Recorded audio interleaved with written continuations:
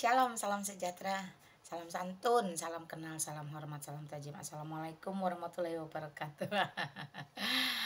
Mak tanggapin lagi ya satu komentar dari Dimas Ramadan 27. Maaf nih mau tanya saya, karena awam, kenapa kalau sudah sempurna harus ada kitab yang direvisi? Wah, thank you ya bro sudah komentar di VT saya.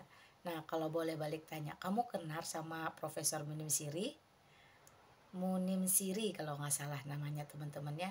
Coba deh kamu cek YouTube-nya, kamu nonton di sana. Itu saudara seakidahmu loh. Dia dengan gamblang membukakan kepada publik menceritakan bagaimana Al-Quran itu sudah direvisi dan selalu berubah. Bahkan tahun 1924 di Kairo, cendekiawan muslim berkumpul di sana untuk membuat Al-Quran yang baru. Jadi yang lama yang udah nggak valid, udah nggak cocok-cocok nih sesuai perkembangan zaman ditiadakan, lalu membuat yang baru. Nah saya nggak tahu yang kamu pegang sekarang yang kayak apa. Itu dulu kalau mau berbicara tentang revisi itu artinya ada sesuatu yang dirubah. Ya seperti itu. Tapi kalau kamu bertanya tentang Alkitab, wah ini seru nih. Alkitab itu ada dasarnya teman-teman ya. Dalam kitab Taurat Kejadian pasal 11 di situ jelas dinyatakan bahwa bahasa dengan aneka dialek itu Allah yang membuat, Allah yang menjadikannya terserak, tersebar ke seluruh bumi. Artinya kalau Allah sendiri yang menciptakan bahasa, maka Allah bebas untuk dikenal, disembah, dipuji ya dalam berbagai bahasa. Wow, puji Tuhan. Itu sebab Alkitab di seluruh muka bumi boleh diterjemahkan dalam berbagai bahasa. Nah, jika terjemahannya yang kamu tanya apakah itu direvisi? Ya, bisa jadi. Tetapi asli Alkitab itu sendiri tidak pernah dirubah. Itu terjaga, udah dimuseumkan loh dengan bahasa asli yang ditemukan merupakan manuskrip-manuskrip. Nah, demikian ya teman-teman.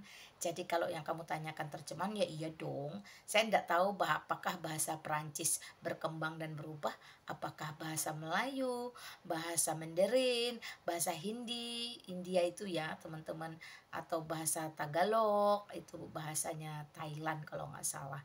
Dan bahasa-bahasa lain mengalami perubahan, pasti tentunya, karena itu merupakan bagian dari adat atau budaya. Jadi bahasa mengalami perkembangan, baik bahasa nasional maupun bahasa suku-suku bangsa. Jadi jangan terlalu naif dalam berpikir atau terlalu sempit. Bahasa selalu berkembang karena pemaknaannya ada yang tepat, ada yang kurang tepat, ada yang kurang dalam. Itu sebab bahasa itu berubah-ubah. Nah, jadi yang berubah itu bahasa ya teman-temannya, tetapi Alkitab tidak pernah berubah.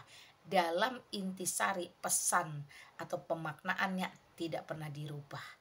Jadi kalau dikatakan Yesus Kristus itu mati di atas kayu salib, maka semua Alkitab di muka bumi ini mencatat dengan berbagai bahasa termasuk bahasa Arab loh, bahwa Yesus Kristus itu benar-benar mati di atas kayu salib. Jadi nggak mungkin Yesus Kristus dalam bahasa Indonesia mati di atas kayu salib, lalu Yesus Kristus dalam bahasa Jerman, Alkitab Jerman tidak mati. Nah itu nggak mungkin, nggak akan pernah kamu jumpai. Jadi kalau disebut Alkitab mana yang terjaga? Tentulah Alkitab satu-satunya yang terjaga oleh penulisannya yang tidak pernah berubah dalam pemaknaan, tidak pernah diganti-ganti dan tidak pernah ditambahi atau dikurangi. Dan juga satu-satunya yang benar-benar terjaga dalam sejarah. Jadi tidak akan ada penulisan Alkitab itu yang menyimpang dari sejarah.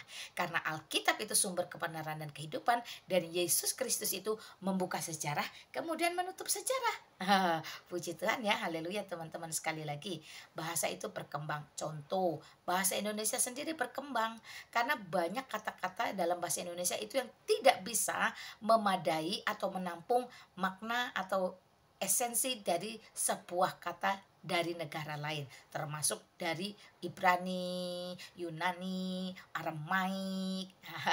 Itu sebab bahasa Indonesia memiliki kata-kata serapan, unsur-unsur atau elemen-elemen yang diambil dari bahasa wilayah lain atau negara lain.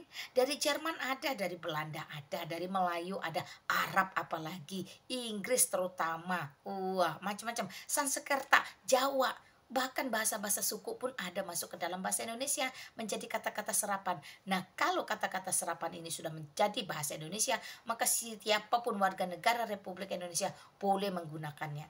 Nah, seperti itu teman-temannya. Sekali lagi, bahasa itu berkembang. Satu-satunya kitab suci yang paling sempurna, kalau disebut kitab suci, adalah Alkitab. Karena terjaga dalam sisi sejarah dan terjaga dalam sisi makna atau arti.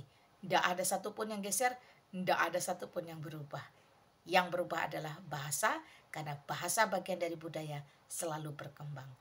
Cek lagi Quranmu, apakah benar bersih dari revisi atau padat dengan revisi. Ya, salam santun, kiranya Yesus Kristus, sumber ilmu pengetahuan, sumber sejarah sebagai Allah semesta alam, memberkati kamu, merahmati kamu, melimpahi kamu dengan ilmu pengetahuan yang luas.